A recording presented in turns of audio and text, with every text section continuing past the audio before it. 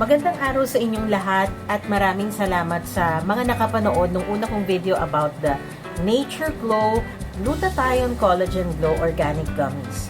Ngayon, sasagutin natin sa video na ito ang tanong ng karamihan, which is, FDA approved ba ang Nature Glow Glutathione Collagen Glow Gummies? And ang sagot po dyan ay oo. Ito po ay FDA approved. So, kung makikita nyo po dyan, ipapakita ko sa inyo yung aking unboxing ng pinakabagong packaging ng gummies na to, wherein meron na pong mga changes na makikita kayo at may mga naka-include na po dyan na information na ito yung usual na mga requirement kapag ikaw ay magpaparegister sa FDA. So, very minimal changes lang naman when it comes to the packaging. At siguro may mga makikita rin kayo ng mga changes sa color ng product. So, now, share ko sa inyo kung paano nyo ma-check, no? Kung gusto nyo pumunta doon sa ating FDA, no? Para ma-check nyo talaga kung legit ang product na ito. Papakita ko dyan sa ano natin, no? Sa video natin, yung mga screenshots kung paano natin ma-check yung FDA portal.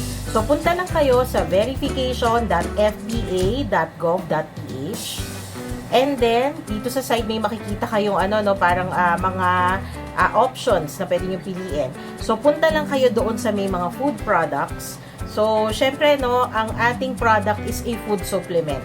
So, hindi nyo siya talaga makikita sa mga drug products. Okay? Next, pindutin nyo lang po yung all. And then, i-search nyo na po dyan, kahit yung keyword lang na gamitin nyo is Nature Glow. And then, click nyo lang po ang search.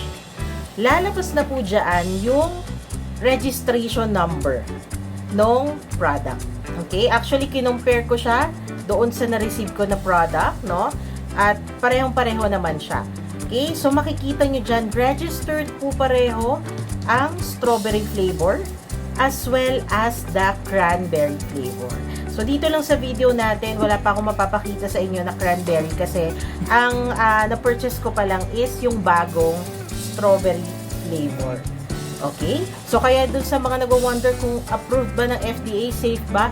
Yes po, registered na po sila sa FDA. Okay? Papakita ko rin dyan yung screenshot ng certificate na nakuha ko din kung saan ako nag-avail or nag-purchase ng product.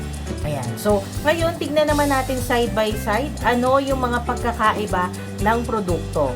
I-open din natin pareho. Actually, bukas na kasi yung isa ko, yung luma ko na wala pang hindi pa bago yung packaging. Tignan natin ano yung difference when it comes dun sa itsura ng gummies. Okay? Tignan po natin yung mga side by side comparison.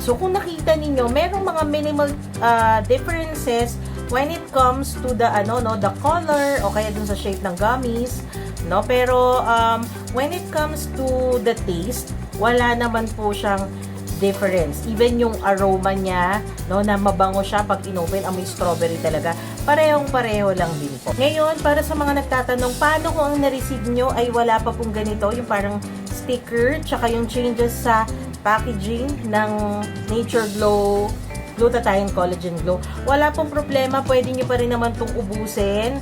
Syempre, meron pa rin sigurong mga stocks po ng mga lumang packaging. Okay pa rin to, legit pa rin to. Basta make sure lang po na doon kayo bibili, doon sa mga trusted na natin na mga seller. So, ako po, diba, doon sa mga videos ko, nilalagay ko yung link sa ilalim and nakapin po yung comment para at least doon sa mga gustong mag-purchase na gusto nila yung talagang mapagkakatiwalaan na seller, pwede nyo pong itry kung saan po ako bumibili. Pero kung ano po, may luma kayong stock na wala pang changes sa packaging, huwag kayong mag-alala, pwede nyo pa po rin yung i-consume.